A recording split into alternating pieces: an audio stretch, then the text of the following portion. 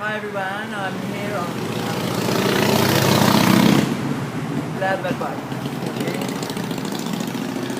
Hi everyone, I'm here with Jeff Smith. He is the president of CIBRA, that is Chevron Island Business and Residents Association. Hi Jeff, good morning. How are you? How are you? We're social distancing. 1.5 kilometres. Is it kilometres, ladies, or metres? How are you, Jeff? Yeah, I'm really good. What about you? I'm good. I'm sort of adjusted to this already because, as you know, I was, had health issues 6 months ago, so I was sort of housebound already. So I've had a bit of a rehearsal run with this isolation thing. But how are you adjusting to the new lifestyle? Yeah, well, thrown at us overnight. Yeah, actually, I've fallen into it fairly well. Actually, I never thought I would. I mean, with our clinic here, we've had to close our clinic because we can't do operations. But we do have stock which I send out, and I come in to do consultations, but that's about all. So we're not operating at all, which is, means that, we're not earning money. But, having said that, for me, it's been a break. And I've realised now that I've needed that break. And although it's forced upon us. I've noticed around where I live here, I've seen the change like a ghost town, that you being president of the business and residents, like the business is suffering. And, we're all trying to go online to, this is a new way of life. We have to go online to survive, really, and just, we're all responsible people. It's just making up a new routine. That's the thing. I mean, we all have to go online. Really. Yeah. Well, that's how the business is going here. Well, the businesses are suffering. I know you can't with the camera. We can't look down, but it's a ghost town. I mean, there's one person in the street that I can see down there. There's another one. There's two over the other side. The businesses are suffering. The shops are closed. Some shops are open, but they're trading very lightly. So the more we can, and I've really been trying to promote all the local businesses in my area, and I think if everyone watching or starts doing this, just promoting, keeping that in your own area, just because everyone is doing it really tough. Yeah, I mean, people that live on the island here at the moment should be shopping on the island. Correct. To keep these traders going, to keep these people, their livelihoods are in all this. The biggest problem that they're having at the moment is survival. Is surviving through this, and we don't know when things are going to come what we call normal. I don't think they'll ever come back to normal. I think what we call normal is not coming back. It's not coming back. There's going to be a new normal. We just don't know what that is yet. But in the meantime, we've got to make up some sort of normal. Well, to get from here to there. Like today is Anzac Day, right?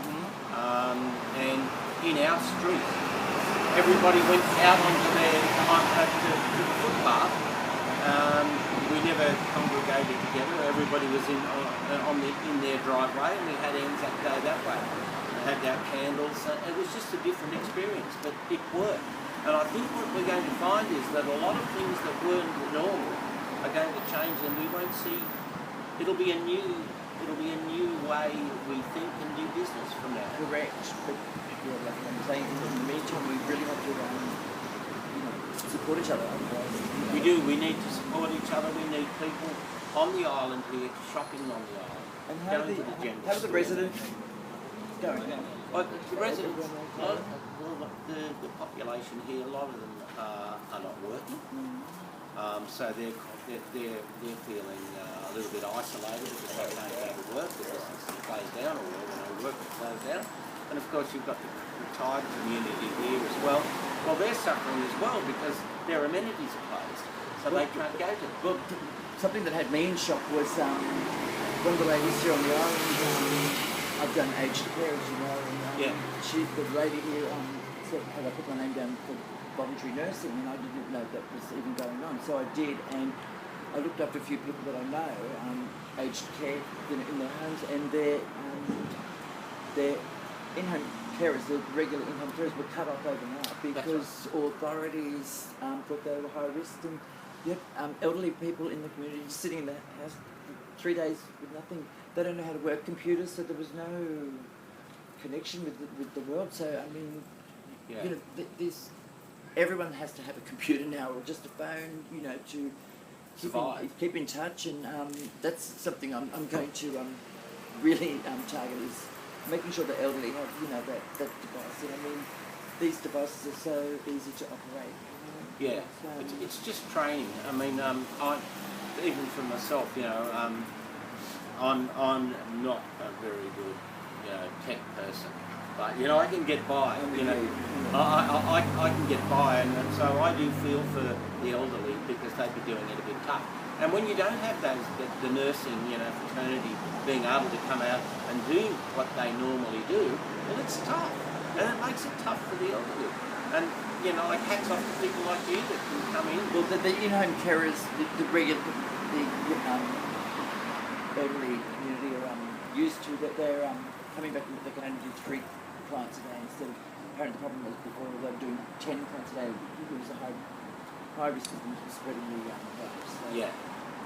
now they can do 3 Yeah. clients a day. So it's sort of eased a little bit, but there are times, you know, the carers aren't always there, and you know, I was talking to a friend who he looks after a disabled boy down there in Lismore, and he didn't know if he was allowed to go outside to get fresh air or not. He'd been inside for 2 weeks or something. So we've really got to take notice of you know, like, we're all doing it tough, but you know, you just got to help where you can, and there are people, you know, just check on your neighbours, really. Well, that's right. And checking on your neighbours is a big thing, because with the isolation and we can't get out and get together, if no one's checking on some of these people some of the time, you really don't know whether they're having problems or you know, they could be suffering in some way. You got to check. Yeah, it's just I've got to say this too, that when the elderly here were cut off with their in-home carers, I heard a shocking story that the guy couldn't get to his doctor because of this, so he was buying the painkillers off the street, illegal prescription drugs sold on the street, but illegally. Wow. So instead of paying his $6 for the pill, it was $50 on the street. Disgusting. Yeah. Like, Yeah, I didn't know that. This is what's going on out here, and because the carer couldn't take, there was no cost. So, you know, I mean, that's really fucked up. So, Well, I think the thing is that you've got to look at that those people are always going to be preying on those type of people in these times. I mean, you know, there'll be people at the moment making money out of other people's stuff. well, I've seen that already, you know, and just putting this show together, you know, people that are in the health industry or the computer industry, whatever, just, you know, promoting themselves, and some people are just so greedy, like, you know, how much they're going to give. Yeah. So it's not that this is a online community service, you know, we're all sharing, and it's free, there's no money involved. No. So, you know, they won't go make money. It's just, yeah, I've seen the greed, the street stuff, and it's like, okay, if it's not that deal, it's going to be another one. Yeah. It's going to go on further. But, Yeah. you know, this guy bought these pills to be by himself